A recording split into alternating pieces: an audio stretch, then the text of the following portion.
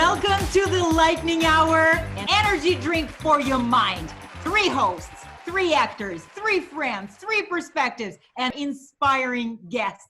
I am your host, Sasha Kerbel. I'm your host, Rachelle Henry. And I'm your other host, Rico E Anderson. Prepare yourself for high voltage conversation. And get ready to supercharge your brain. Because it's time for the Lightning Hour. And now, let's meet our guest. He is an outstanding special makeup effects and makeup artist. He has been nominated for 3 Emmys and won 2.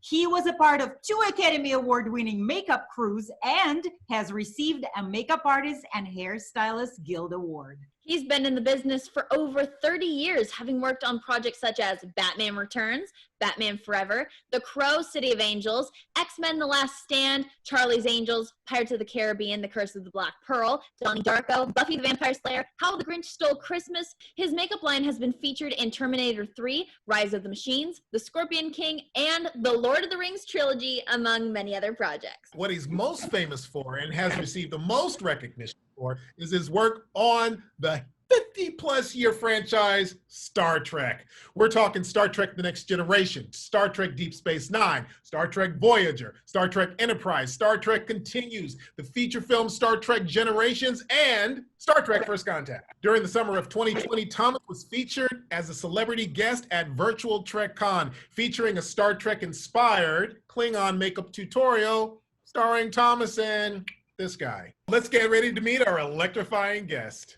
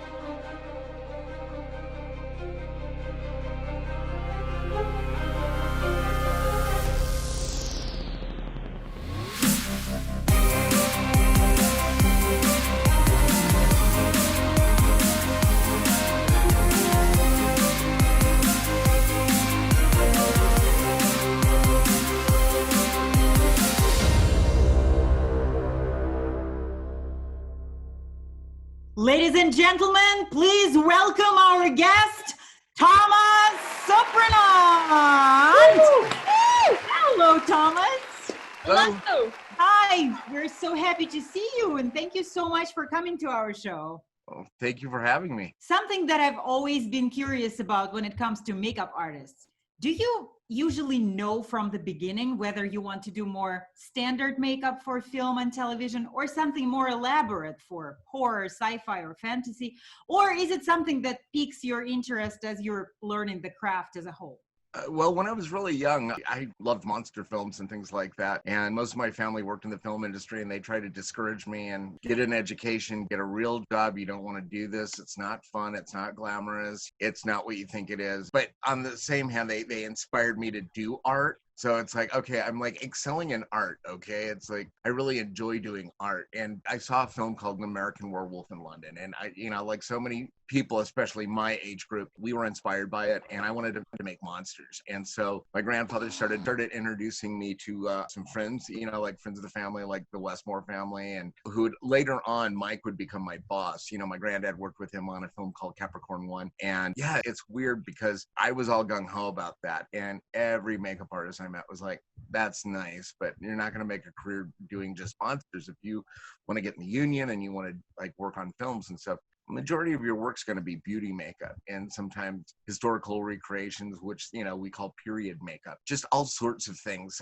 This one makeup artist, and it really bothers me that I can't remember his name. I've got to try to track his name down, but he was running the makeup department at Universal Studios. A very nice older gentleman who told me, learn everything you can, learn how to make beards and like glue hair to the face. And anyway, he was just very specific about learning everything. Right. So I did. And I was like, wow, I actually like makeup. I like, all of that. And then I went to cosmetology school because there weren't really any makeup schools back then. There was the Westmore Academy, which I didn't know about until years later. I think there was like maybe one or two other programs or something. I mean, there was like college programs, but it was mostly theatrical makeup. There was a couple good books. The Art of Three-Dimensional Makeup by Lee Bagan, which I highly recommend. That good starting book for me. Tom Savini had a book that was good and informative. Once again, started meeting professional makeup artists, and there was, the godfather of makeup, Dick Smith, who was like, yeah, just call me. And it was like, oh, this is the guy who did The Exorcist, and he did The Hunger and Amadeus and won an Academy Award for that, and Little Big Man, and he started the NBC makeup department. Anyway, so I mean, it was like scary calling these people. And Charlie Schramm, I bought his foam latex kit, and Charlie Schramm, worked on The Wizard of Oz, the original Wizard of Oz. Okay. So a lot of people were very accessible, very nice. And so they gave me a lot of information on what to pursue and stuff. So I think I had more of a reality, especially back then, just to do everything and try to do it as well as you can. And that's been helpful because I think, once again, to be a really good effects artist, you should know beauty, and to be a really good beauty artist, you should know effects because, it's anatomy. One is adding to, with beauty, with lipstick and eyelashes and things, and the other's distorting and reform or sometimes taking away, It's weird because like I look back at my career and, I see a ton of beauty makeup I've done that no one will ever know or no one will ever really see. But, what stands out is the effects stuff. Well, especially today with sci-fi and horror and fantasy being so much more in the forefront than it's ever been, it almost seems like it would be, if anything, a norm, along with learning, I don't even want to say the basics because it almost feels like I'm disrespecting the whole profession, but learning makeup application for a TV show that's not amongst that genre. So when you say that, in essence, it's pretty much the thing that you must learn not over everything else, but along with everything else if you're going to survive in today's industry. I was on this music video for a very famous artist who has now passed. I was working in the makeup trailer, with a lot of dancers. And I'd come from the beauty and effects world, not just the effects world. And most of the guys I was working with were from labs and effects shops, whatever you want to call them. And amazing sculptors, amazing painters, on and on and on. But when it came to actually like dealing with skin and lady dancers, it was like, guys, you can't, these are human beings, and they're also dancers. Some of these dancers dance for Janet Jackson and Prince, and they take care of their skin. And this is all new to them. They're wearing aesthetics and getting heavy airbrush makeup. And I remember at the end of the day, this one guy takes like, one of these throwaway chip brushes and a paper cup with isopropyl myrcete in it and goes, here, to his dancer to take her. Oh, and she's like, what the hell do I do with that? And and it was like, no. I was kind of in charge of purchasing for the trailers and stocking the trailers. And so I had to kind of like teach them like, okay, you're not working on a dummy head. It's not an animatronic dinosaur. It's like, this is a human being. And so I think it's really important to know these things. You've worked in the entertainment industry for over 30 years, and Yes. You've worked in makeup departments of a lot of films and shows like Buffy the Vampire Slayer, House MD, Batman Returns, Batman Forever, and Showgirls, and many, many more. Question I want to ask you now in regard to all of this is, who is usually responsible for creating the makeup concepts for a movie or a show? And also, how much of your own vision have you personally been able to bring into a project? Each show's different. Some shows will have a designer who basically will kind of like direct wardrobe, hair, makeup, and that can be weird, especially if it's a little artsy and it's like what direction they're going in. A lot of shows that I've been on too, I've been fortunate enough where it's like, okay, we're hiring you because this is what you do. We want you to design this. And so everything is subject to change when you get an actor or an actress who's like, no, I'm not going to wear that wig, or, it's like, no, I don't look good like this. And you have to augment things per your lead, because they're the ones in front of the camera and they're the ones who are making more money than you. But anyway, it's one of those things where it depends on the show. Like sometimes, when I get a script, I read it, then I will have a meeting with the director. They'll pull out some paper and go, I sketched this. And sometimes they're really good, and sometimes it's like, stick drawing. Okay, and then you take that and kind of take that rawness and jumble it up here and puke it out on a piece of paper there, or design a hat, whatever. And then sometimes, that's how it'll work, and you work with the director or a designer who will work with you. It was interesting. I was on a film where basically she was a costume designer, had her nose in everyone's department, and it was really uncomfortable because it's like, you're kind of diving into a world here that isn't your specialty, but they were really good friends with the director. It was to keep everything homogenized so everything had a flow. Now, Thomas, you've done makeup for films and How the Grinch Stole Christmas, Donnie Darko, and also for the TV shows, Strong Medicine as an example. So is there a difference between working as a makeup artist on a movie comparing to a TV show? And what are the challenges and perks of either? Certain films that I've been on have been good budgets, ridiculously high budgets, and were months and months of work, like 7 months on The Grinch because we had a bunch of pre-stuff to do. And I forgot how many months of shooting. And so altogether, it culminated into like 7 months or something. And then it was over. I've been on so many different television programs, and some of them are like family and some of them are like family. And where you want to murder them all over Thanksgiving dinner. It's like, no matter how good of an attitude or how positive and how you're trying to be a team player, there's people who just inherently want to cause drama. Sadly, this is not what people see when they want to get into the film industry. They're just like, ooh, it's like, it's glamorous, it's fun, everyone gets along. It's like that one Simpsons episode where they were going to film in Springfield for Radioactive Man, and the town keeps like charging them for things. They ended up going back to Hollywood, broke, and everyone's like, oh, anything you need from any of our shops, you've got it, and it's like, hey, anything, and it's like making Hollywood look like everyone's best friend. I'm like, no. I think that like features, I really enjoyed features because, you'd have your heavy effect show, you had your prep time, you'd shoot, and then like if they needed to come back and do any pickup stuff or whatever, that's great. There'd usually be a few weeks in between that. You were fresh, you would come back and, not as frazzled, the caffeine's out of your system and you're happy to see people. That's a week or two. I was on one film where we had a lot of pickups. It was like a year of like, hey, what are you doing next month? We need to get this art shot. Okay, I'm not available, but have you talked to so-and-so? It's like, yeah, they're not available either. Okay, yeah, it was a film I did ages ago called California, with Brad Pitt and David Duchovny, Juliette Lewis, and Michelle Forbes from Star Trek. She was Ensign Rowe. our first Bajora. I mean, that little film, that was an Oscar. It was just like, Our guest today, Thomas Surprenant, a makeup artist, 3-time Emmy nominee and 2-time Emmy winner, part of 2 Academy Award-winning film makeup crews, and the winner of the Makeup Artists and Hairstylists Guild Award. And, spoiler alert, Star Trek conversations are coming. Meanwhile, let's look at some of Thomas's work.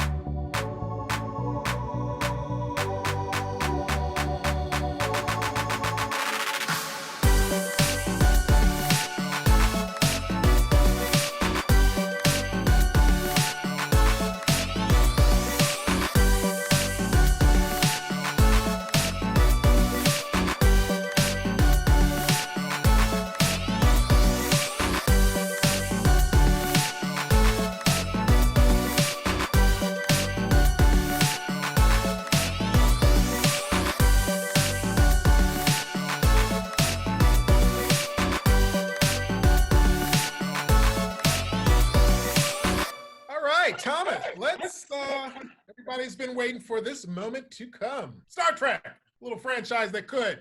Where do we even start?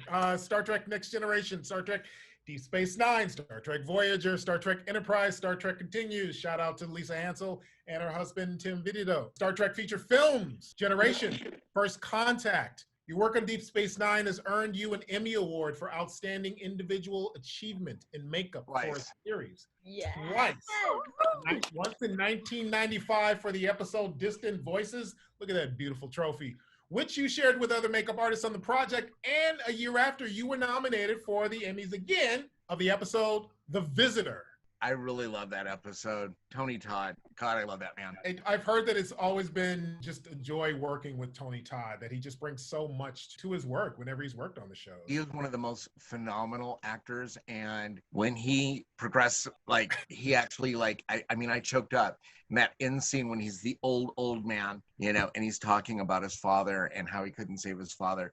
And these real tears, I mean, no menthol blower, I mean, and he's shaking and he's like this decrepit old man who's crying about his dad. And it was just heartbreaking, like getting there right now, just thinking about it. But like, I'm standing there watching, because that's what you do as a makeup artist. You have to watch your makeup. And he just drew me in. And it was like take after take too. Like, and he, you know, it wasn't just like, you know, oh, you got me once. It's like, you keep getting me. Stop that. You're so good. You know, it's just an amazing actor. Now, see, just me mentioning that, I just saw like the whole shift in your attitude. It's like you just became like a light bulb. You brightened up. So I want to know something here. I want to know because your foray into the Star Trek universe, how did you in the Star Trek universe find each other in that first contact? First of all, I got into Starfleet Academy when I was really young. I was probably the youngest candidate. I segued from Buffy the Vampire Slayer, where I got my union hours. And then in between that and Trek, I did this little thing called Space Rangers,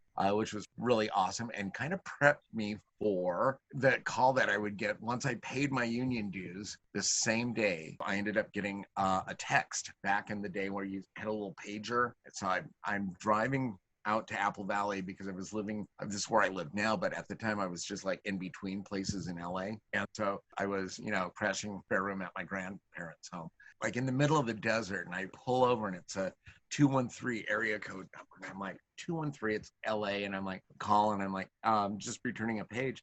And it was Jeannie, Michael Westmore's assistant, who said, Michael Westmore's office, Star Trek makeup department. And I was like, just returning a page. And she's like, yes, are you available to come into work this afternoon? And I'm like, I can't, I don't have any gear. I'm in the middle of the desert, time I, went back home, and then back in. It's like, no. And she's like, hang on a second.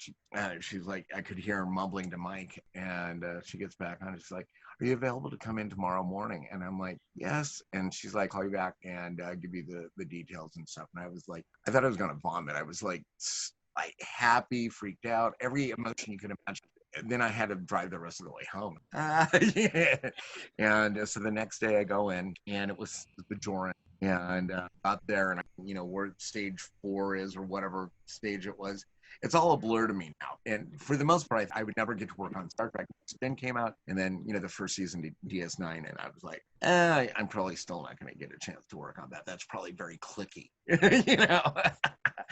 And so I get to the stage, and there's all these makeup setups, and there's like boxes of noses, and you get an actor, and you grab a couple. At this point, I already have been on shows, so I'm easing into this. I'm like, oh, this is cool, and very relaxed. I just wanted everything to look really good. And I also was told that you need to get as many people done as quickly as possible, so I was used to that. It was simple. It's just a little nose, and on a lady, a beauty makeup, like a clean beauty makeup. And then on the guys, just, clean them up, make them look nice, and powder the obvious areas. And so I was like, okay, this is cool. I'm also scared to death. I think the big thing too, once I got over like the makeup part of it, was being on the sets. So like my first day was DS9. Then I got called out for some Next Gen stuff, shooting on Planet Hell or something on Next Gen. And then, Mike and I talked about Capricorn 1 and my granddad and stuff. Thomas, with Star Trek, there is a heavy focus on its alien characters like Vulcans, Ferengi, Cardassians, Romulans, and of course the Klingons. So can you explain the difference between prosthetics and latex, and what is the process of turning an actor into a sci-fi alien? I came into it towards the end of Next Gen and the beginning of DS9. And at that time, Mike Westmore had like this really well-oiled machine. And, a lot of the aliens could cross over, like Klingons on Next Gen as they are on DS9, back and forth. Bolians, there's all these different aliens that flip-flop back and forth because it was the same time.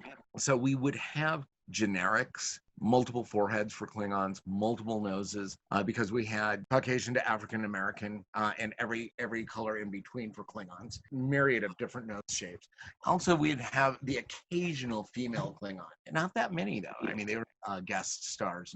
We had a set group of guys who played the Ferengis and a bunch of different heads for them. Everything was kind of like packaged more or less. We would have boxes of noses and we would pick which one would fit the best for whoever. Those were kind of the standard easy aliens. And then you'd have some people who would script like something as simple as a Bajoran. The ridges would go down like boop, boop, boop, boop.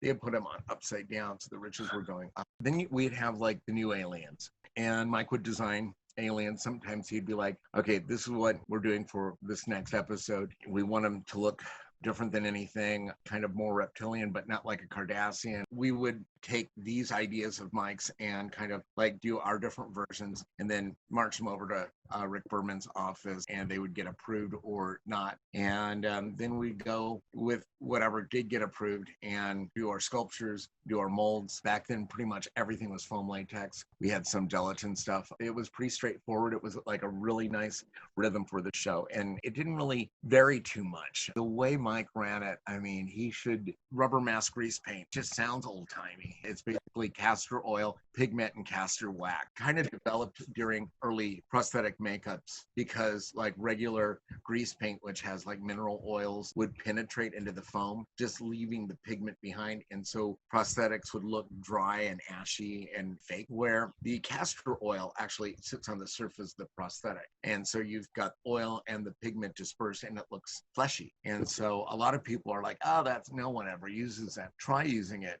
now. It works great. You thin it down. You know what you're doing with it. I know people who've thinned it down with alcohol and put it through an airbrush to spatter it over silicone prosthetics. And there's something about the luster of it. It looks fleshy. It looks more like the way skin reflects and absorbs light. So a lot of people don't know about this. If you're doing something around the eye, painting around the eye area, these alcohol colors and stuff, they can be a little owy and stingy. Alcohol fumes in the eyes, rubber mask grease, you know, you just can paint that around the eye and smudge it out. No one's going to complain about it.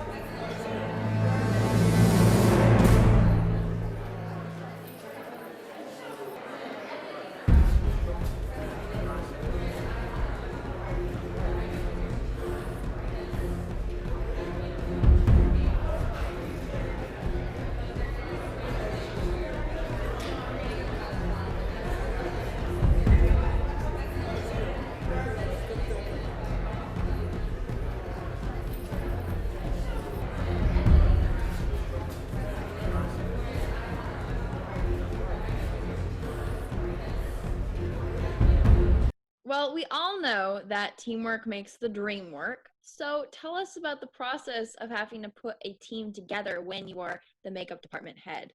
You kind of weed through people, depending on the show too. It's like, you know, I've talked to a couple of my buddies from back in the Star Trek day. You know, it's like we saw more of each other than, you know, we saw of our family. People that you could put up with, people with a sense of humor, people who can get the job done. I mean, there's a lot of things that you have to take in consideration. When I was on the Grinch Stole Christmas, that was amazing. Like Rick Baker put together the best team with the best people with their actor. Rick had this way of putting together a crew, and that was probably one of the smoothest sailing ships that I've ever been on.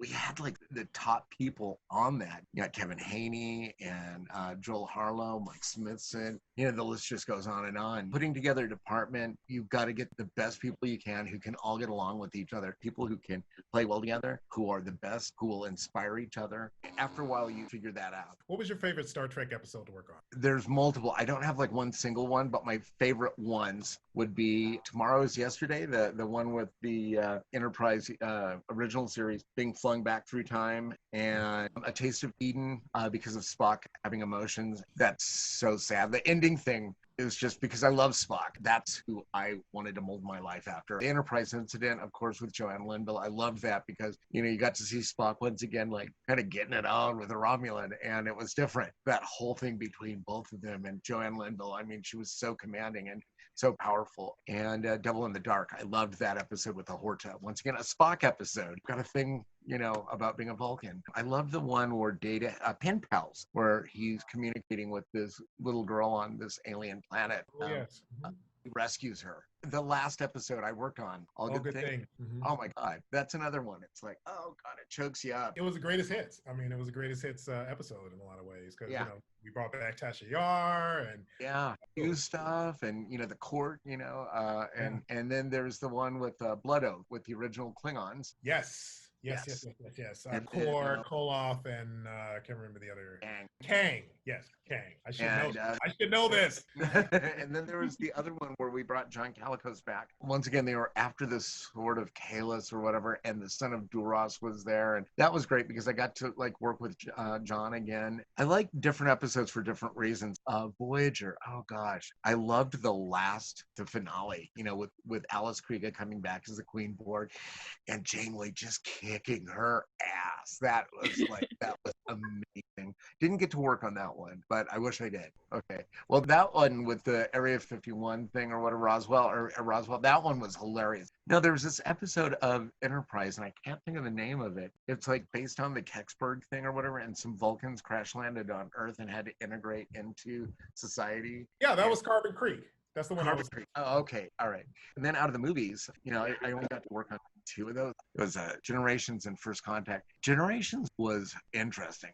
It was kind of weird because we had such a great conclusion to the series, but it was sad saying goodbye to the Duras sisters because they were lovable. They were wonderful, and they had such charisma and character and chemistry, and they deserve their own spin-off show, really. Nowadays, you never know because nowadays you have short treks and all sorts of different things, the comics and stuff like that. But Thomas, we could nerd out for 50 more years with Star Trek, right?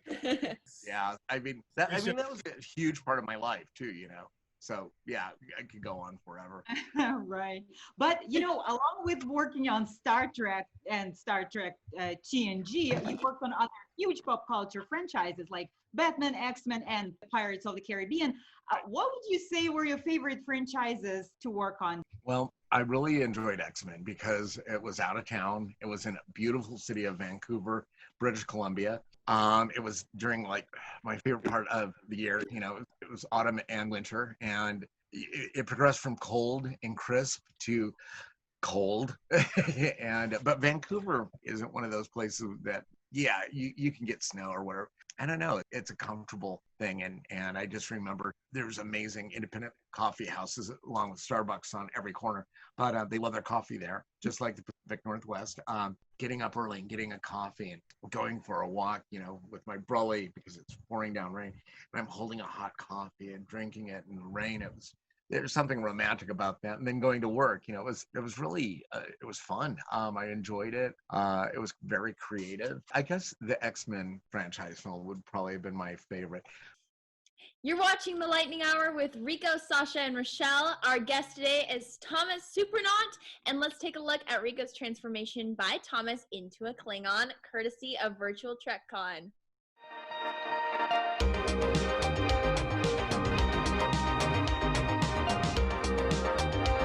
Hey, welcome to Virtual TrekCon.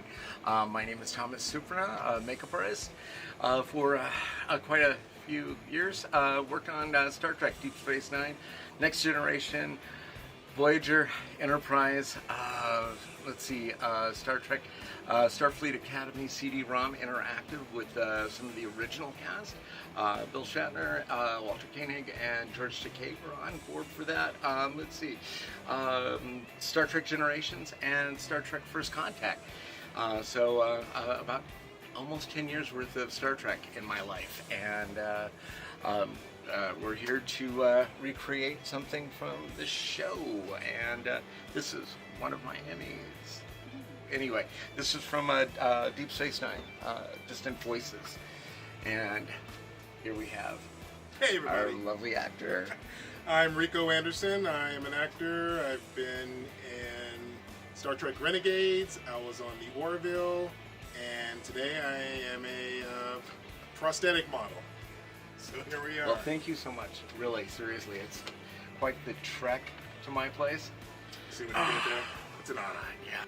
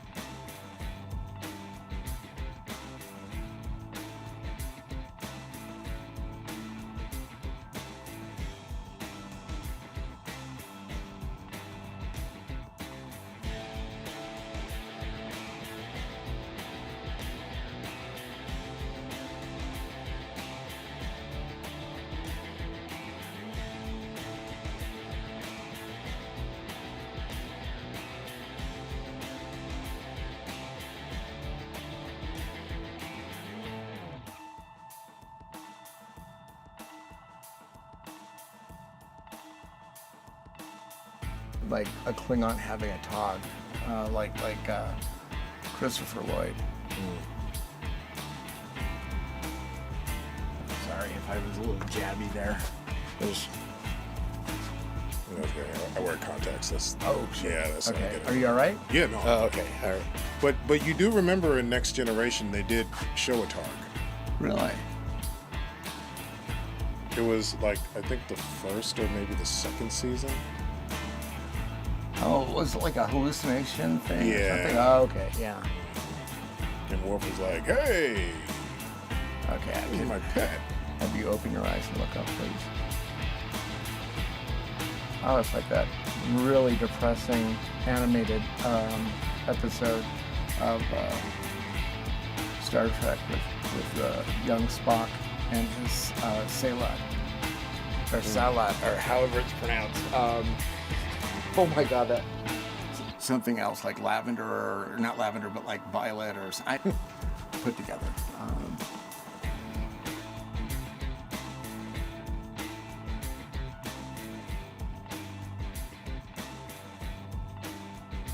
What was the episode that you got the Emmy for? Distant Voices, right? Yeah. Yes. Now, not to take away from Trek, but what other sci-fi shows have you worked on or projects? Well, there's something my buddy Paul Jones is doing, and he brought me in for the LA leg of it. We did some reshoots and stuff. It was an honor. It was very innovative. Wow. It was a show called Defiance. And it's sad it didn't continue. It was such a really cool premise. I liked that a lot.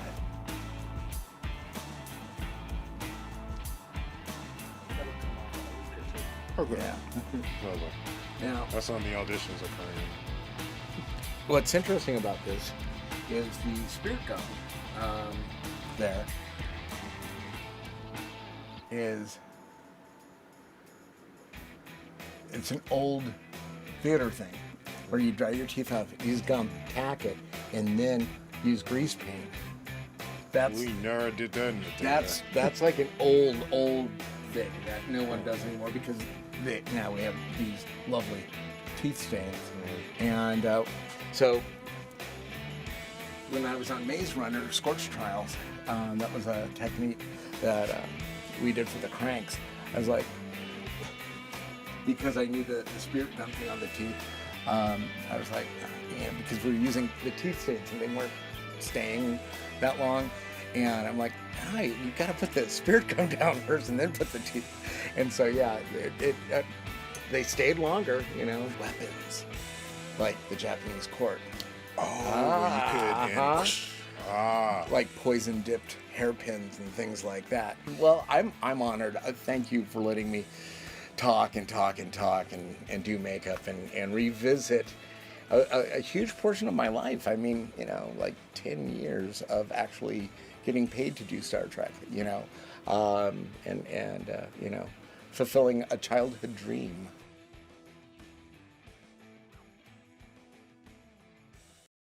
And boom, there I am. Thomas, you founded the company Thomas Surprenant Creation, which is providing film, television, and print projects with your own line of makeup products. Now, these projects were used in the films The Scorpion King, Terminator 3, Rise of the Machines, and the Lord of the Rings trilogy, among other projects.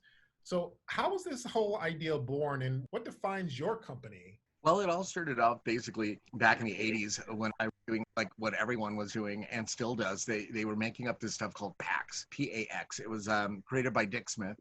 It's a Prosaid, a medical adhesive, acrylic paint, and the secret ingredient was matte medium. I made this stuff up, for years like everyone, and you'd paint it over the prosthetic and then kind of drag it off to the skin and then rubber mask grease, whatever on top. I just found that the pigment concentration wasn't great because, it's 50-50 essentially. So now you've only got like quarter, pigment in the rest vehicle. And you would have to do multiple layers and it would just like build up like acrylic paint on a canvas. And I'm like, how can I up the pigment? And so I kind of reformulated things using cosmetic pigment and dye. I got a lot of old timers saying, oh, no one's going to buy this. And, about 89, people started actually buying it from me. And then like the 90s, like with Star Trek, people on the shows like, hey, what's this? And then, then people started buying that. And then they would go off and do a film and they'd call me and they would. So yeah, it started with that. I had some bloods that I made as well. And so there's a couple other specialty products that I make for the professional makeup artist. So you have two causes that you're very passionate about that we'd like to talk about. You support Blind Cat Rescue and Sanctuary and Jess's Pet and Animal Fundraiser. Can you give us some insight on what these organizations do and also what made you passionate about these particular causes? I started rescuing animals, like, and cats in particular. And after being so close and realizing how pure and beautiful and innocent they are. All animals are at the hands of humans, and not everyone treats them decently or, with respect as sentient beings, which they are. It's heartbreaking. Blind Cat Rescue is wonderful. I've been donating and helping them with their cause. And not all the cats that they take in are blind, but, some are basically hospice. It's the last part of their lives, and they're making them comfortable and feeling loved. And it's wonderful. A lot of people too, unless it's perfect, they don't want it, and a lot of this translates into the way people behave with their own children. If their child, is somewhat flawed in their eyes, they don't treat the child as well. It just, it's heartbreaking to see the way people process things and the way they behave towards life. A lot of these poor little blind kitty cats, once something happens, where they end up having their eyes removed or whatever, the people who had them are like, no, I just can't deal with it. It's too much work. It's this, it's that. These kitties, they wouldn't have a home. They would be put to sleep, and to see them play in their little videos and live clips and stuff, it's like their other senses have kicked in. They're valid, they're having beautiful lives. They're happy. They're playing, and they're getting around, and it's wonderful. And this other group that just has, there's a YouTube channel. I'm going to have to get to you guys. Syria, as we all know, has been ravaged with war. And you think about the human loss, and you think about, the children and everything else. Well, this group of people are risking their lives like daily, like 24 hours a day. Like they could die and everything that they work for could end. These guys go in, they're veterinary doctors and just humanitarians, and a lot of people will leave their cats behind, and they went in and rescued all these cats. They've got over 100 and I think it's like 200 cats now, and like 20 or something dogs.